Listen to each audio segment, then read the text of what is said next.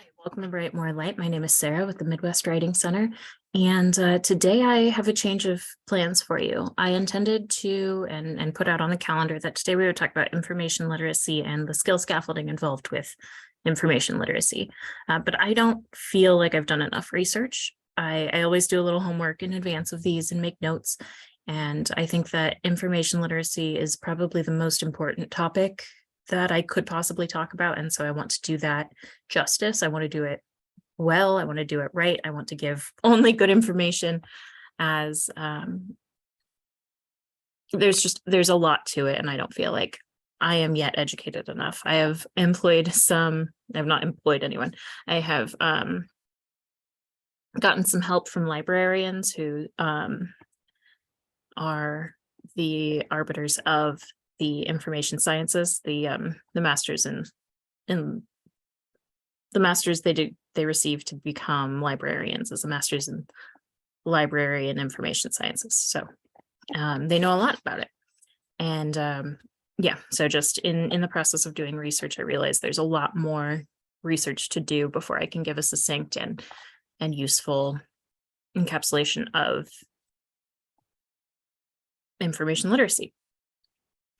That said, I promise to come to you twice a week, and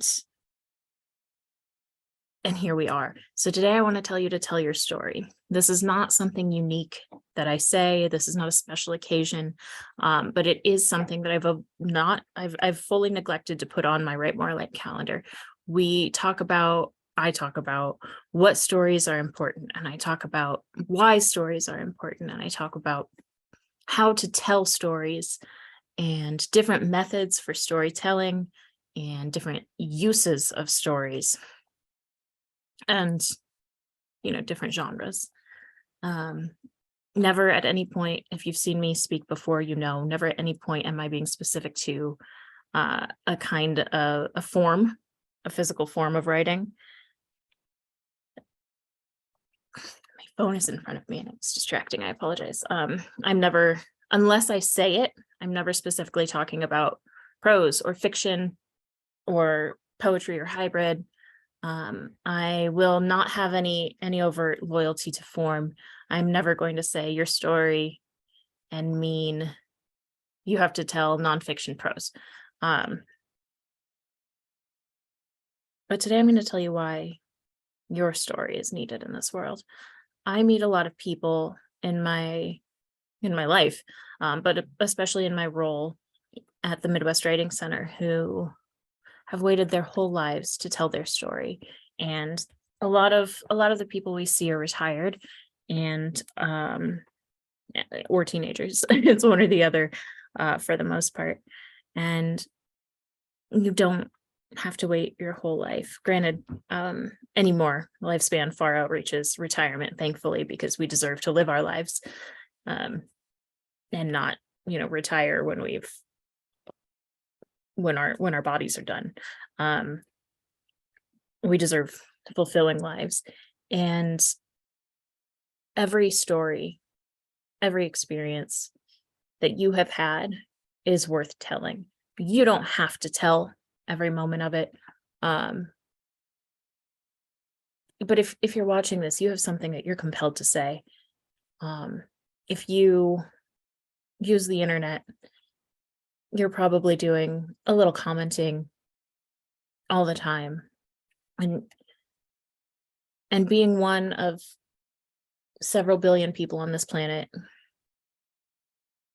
it feels like a drop in a bucket plenty of the time, but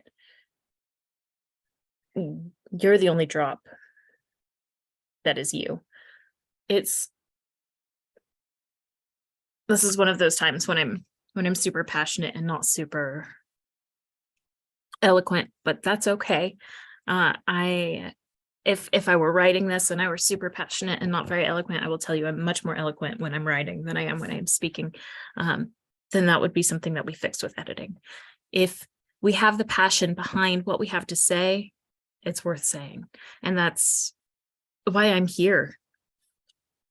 All the times that I'm here, twice a week on Write More Light, 5 to 7 days a week at this, well, I change where I sit all the time, but at this desk, 5 days a week, 7 days a week, whatever it is out in the world, asking people to tell their stories, it's because those stories are important. And we specifically have teen writing programs at the Midwest Writing Center because we know that young people have stories to tell. And that doesn't start at puberty. It doesn't start at whatever point you come of age. It doesn't start when you get married, if you get married. It doesn't start when you graduate high school. And it doesn't start when you retire. It starts the day you're born. It starts the moment you begin to use language. Language is a living form. It is something that is always evolving, that we are using differently every day based on the people we interact with, based on the way, the mode of communication. There are some languages that have like actual rules and laws written about them to like preserve their sanctity or something. But that isn't how language works. Language just happened.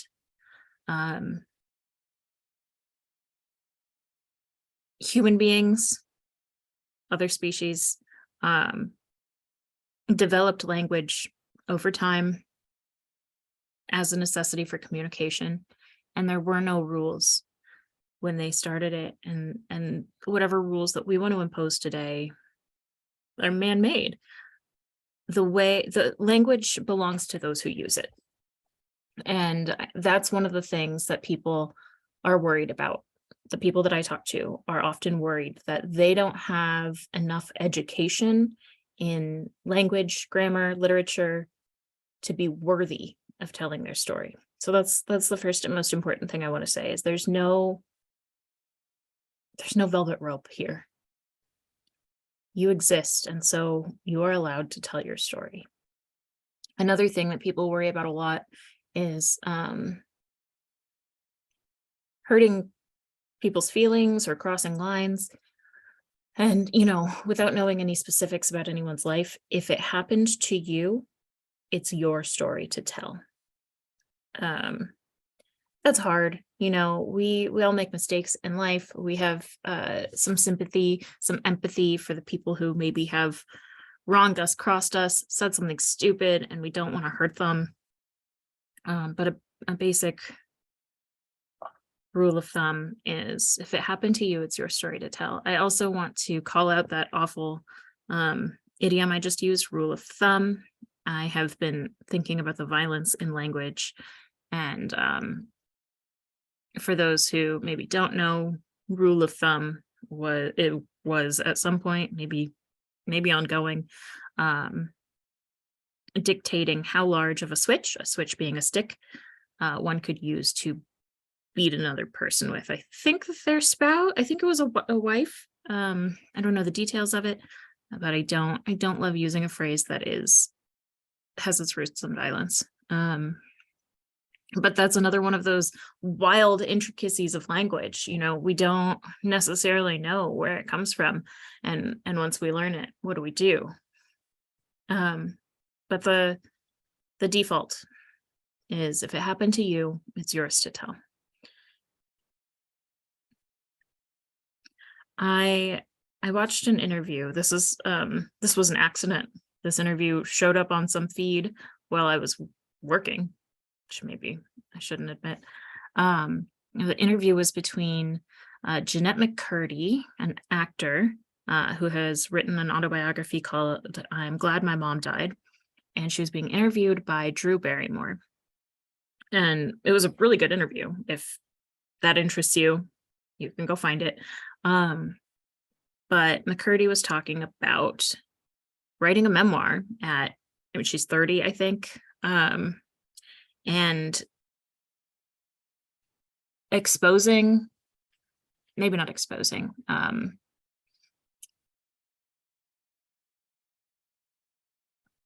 divulging, revealing some really tough, horrible things. I haven't read the book. I am interested in it though. that happened to her as a child actress and a human being who, surrounded by other human beings who have flaws.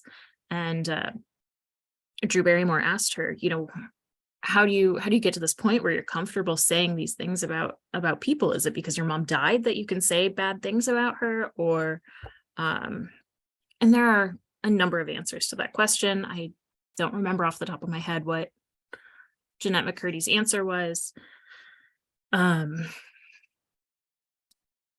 But that's something that a lot of people who are writing their own story, meaning a lot of people who are writing the story of their life, ask and wonder and wrestle with and have to reconcile. And there are a lot of answers. There are a lot of ways to go about these things without necessarily revealing all the details or specifics. But you have to write it first. You're not going to have an audience if nothing's written. So try not to worry about who you may hurt or how it may affect you if the information comes out until it's written. You have to tell the story in order for it to have an audience. It's really, really important to me to make clear too that we talk in fiction a lot about how like there are only 5 or 7 or 3 types of story that exist, meaning plots that exist in the world, and all we're doing is retelling them. And I don't actually love that philosophical, thought experiment. I don't know if it's true. I don't know if it matters if it's true, but at the end of the day, sure. Maybe the story's been told, but it has not been told by you. And that's always what it comes down to in these highbrow thought experiments of fiction writers. What it comes down to is maybe the story has been told, but it has never been told by you. That matters. You are the only person who can tell any story the way that you tell that story. When I say tell your story, I don't mean that you need to give me your autobiography or your resume or whatever it is. The story that is inside me that is trying to get out is fictional.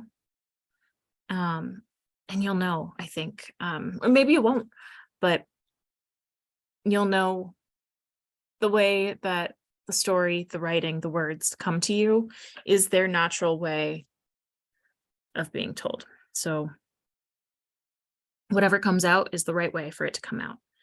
And a lot of people want to tell their life story, and that's awesome. They should.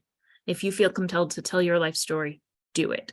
But I don't mean to say or imply that when I say tell your story, what I mean is you are required to write your autobiography. If you say to me, tell your story, it's a fiction story. I'm working on it actively. It's a fiction story that comes to mind that I need to tell. And maybe you feel compelled to write, but there's not a specific message in mind. Oh well, tell the story that comes out in whatever form it comes. The details, worry about once there's a draft. That's the important thing. Tell it. Let it come out. Let's see. I talk a lot, including today, about not minding genre, not feeling beholden to it, not ever emphasizing one or over the other. Sometimes I do. Sometimes we're specifically talking about one form or genre, but I think, somewhere in school we get bogged down with this idea that there's an appropriate genre or there's a better form, or like this kind of story is told this way. I don't even necessarily, I prefer and love and will always be using the written word, but I don't know that there's a best way to tell any story.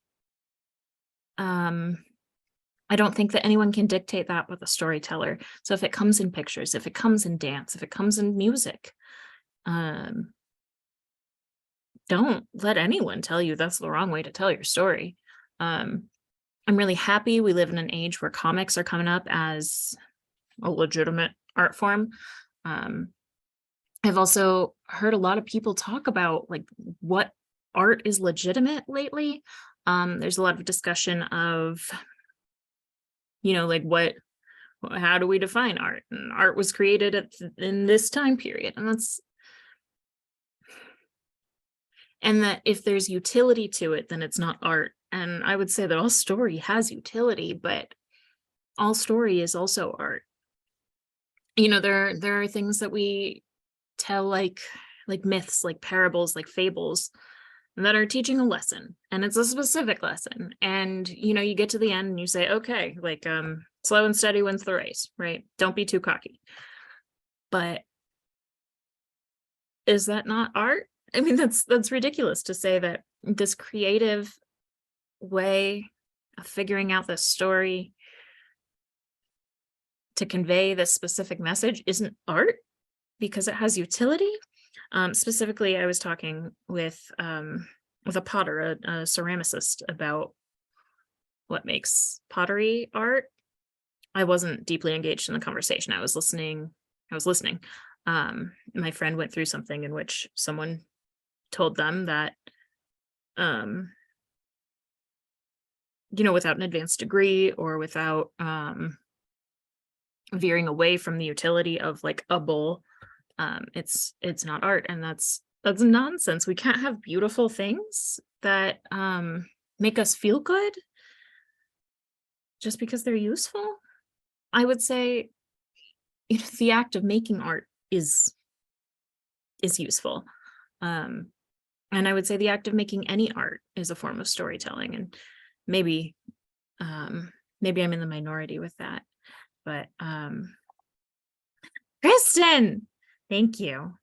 I'm so excited Kristen's here.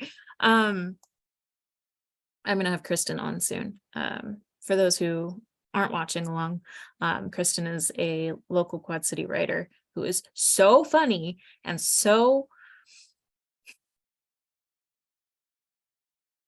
there's a word, it starts with a C.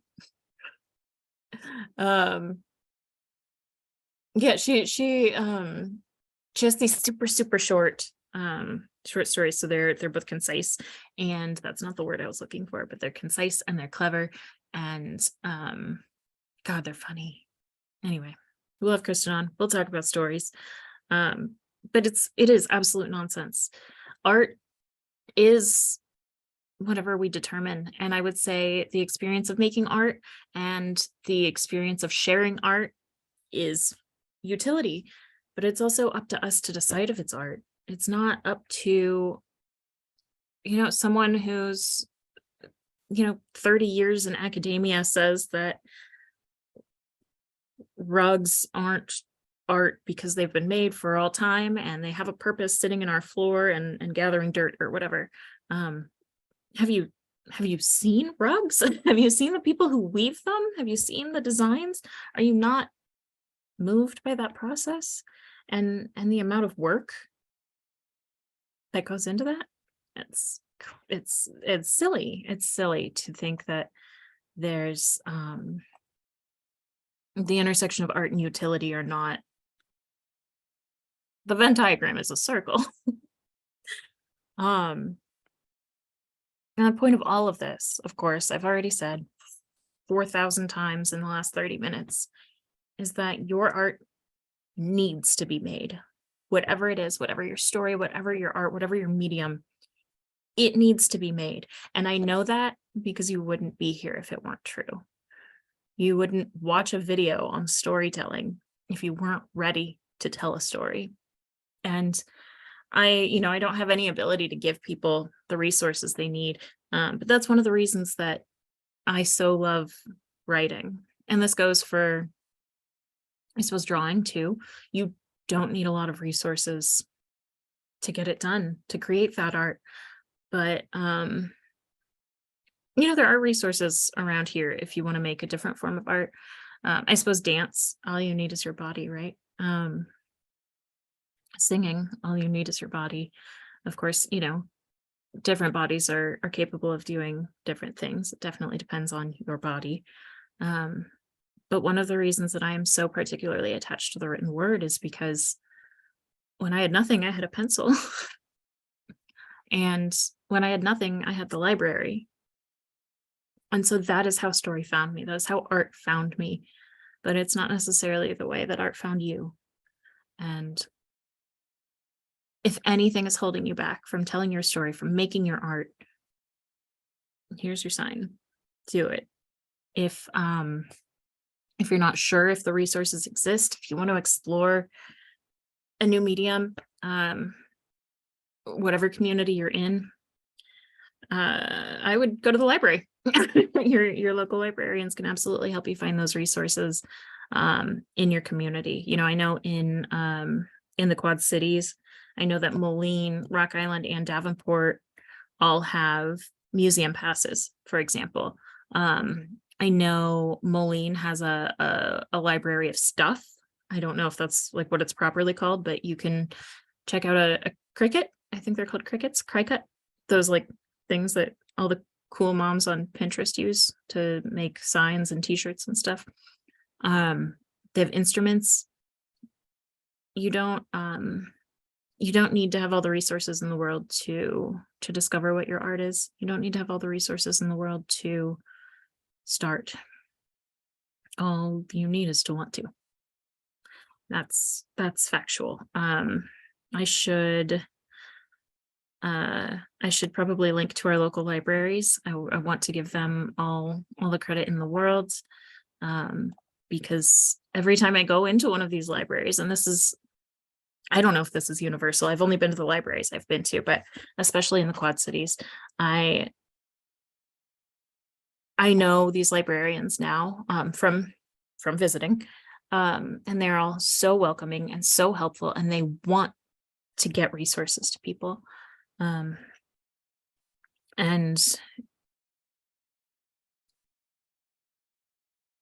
they'll do that. We can help each other find what the medium is. We can help each other start, especially, I'm here at the Midwest Writing Center to do exactly that with the written word. But you don't need to be literate to tell your story. Storytelling, started out as an oral tradition. It was speaking to one another. But also your librarians aren't going to judge you for your level of literacy. And you don't need to be able to read to sew or play guitar or whatever. A friend of mine who is I'll call her a polyglot. She's multi-talented, very smart in lots of areas. If that's not what polyglot means, then I used the word polyglot wrong. No, yeah, polyglot's someone who speaks many languages. I meant polymath. Listen, I'm human. I don't know all the words. I have a friend who sews and cooks and draws and writes and is very talented at all of those things. She also codes, like just super talented. Pretty sure it's polymath, not polyglot. A polyglot can speak multiple languages.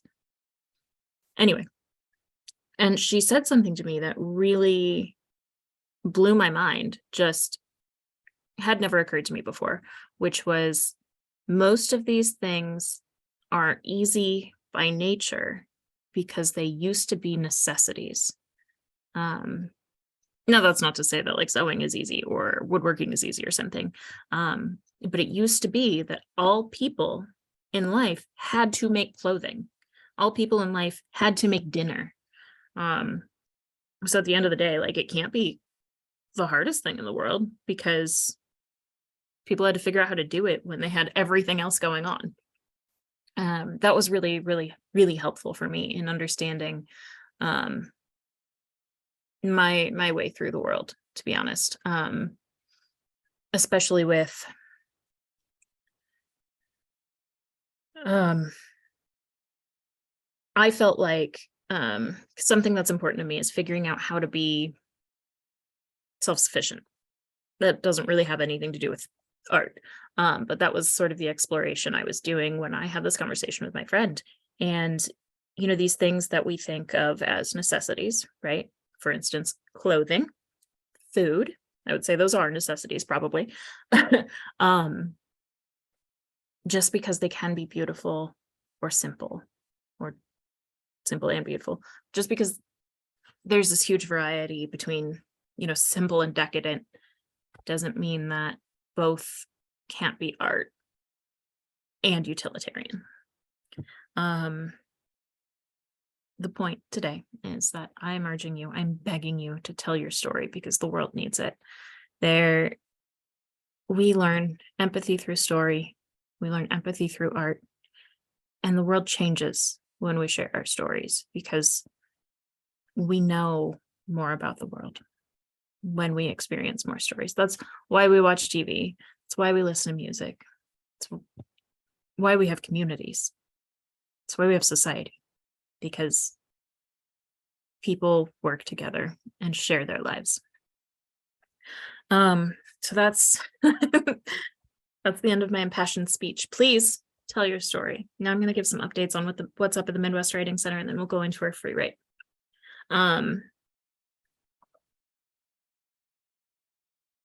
Okay, I was just checking to make sure that the month was over.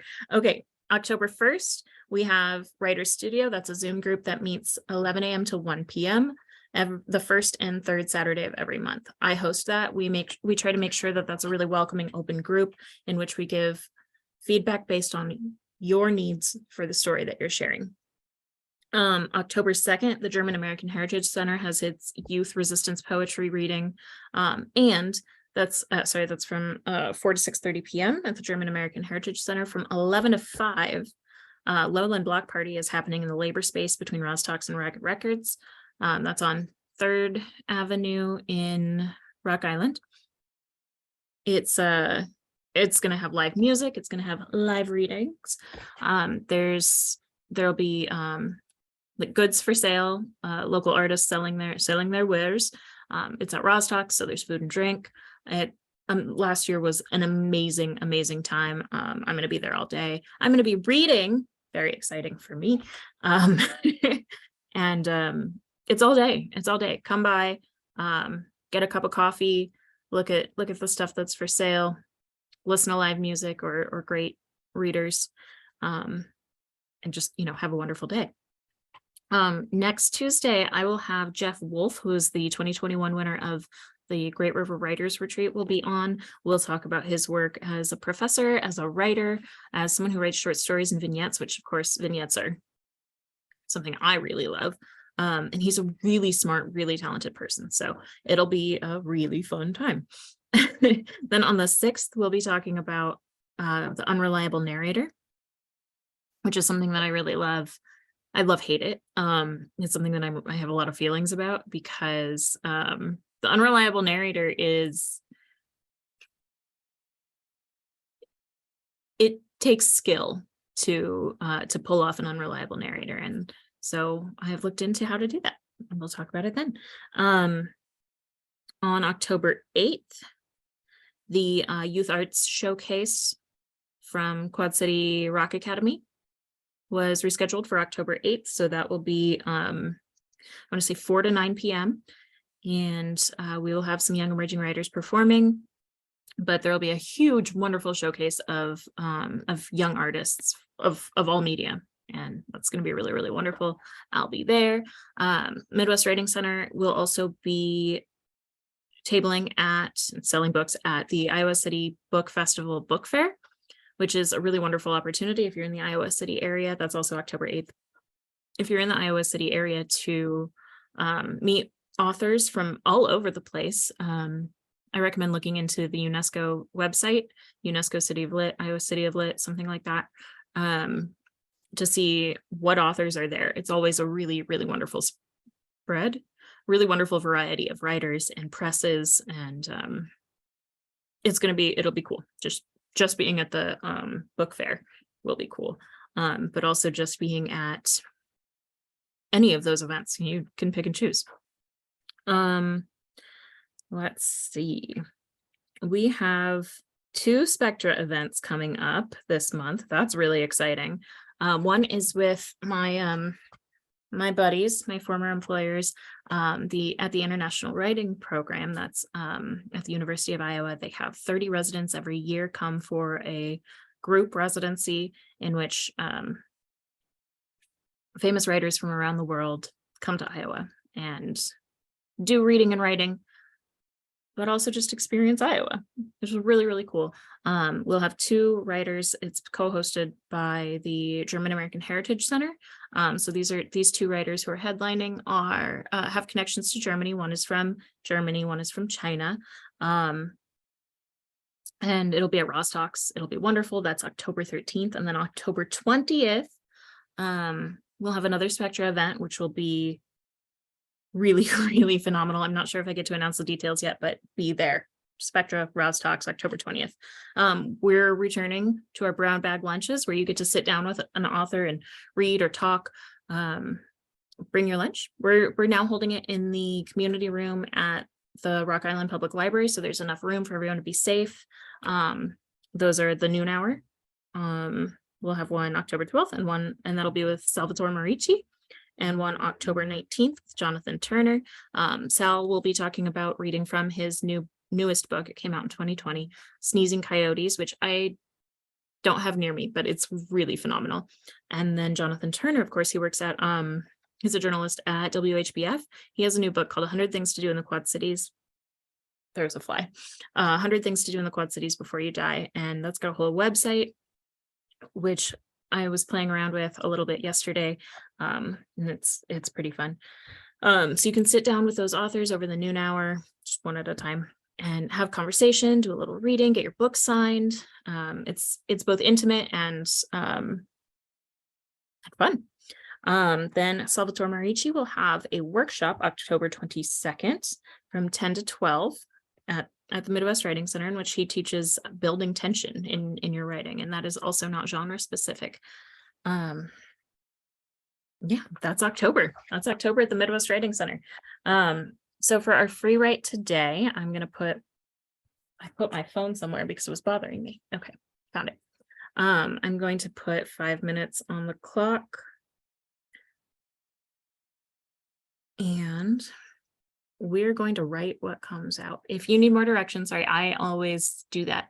But because today is about telling your story, I really want it to be organic. But if you do need more direction than that, I would like you to talk about today, whatever that means to you. Talk about today. Be present in your body and talk about this moment in time, or make a list of every step of the day that you've had, whatever comes to you, whatever it means to you. Go.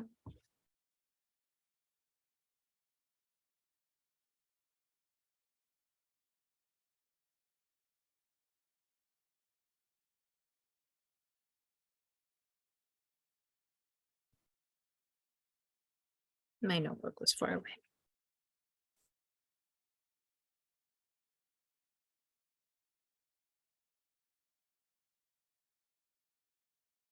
If you haven't done this with me before, I will absolutely jump out of my skin when that alarm goes off in 4.5 minutes.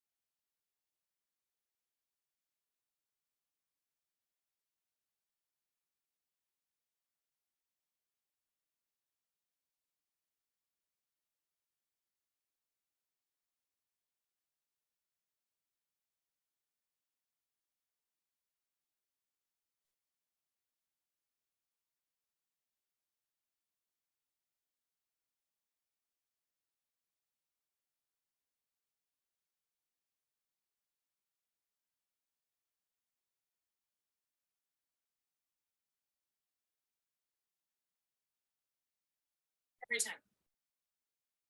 Every time. Okay. Thank you so much for hanging out with me today.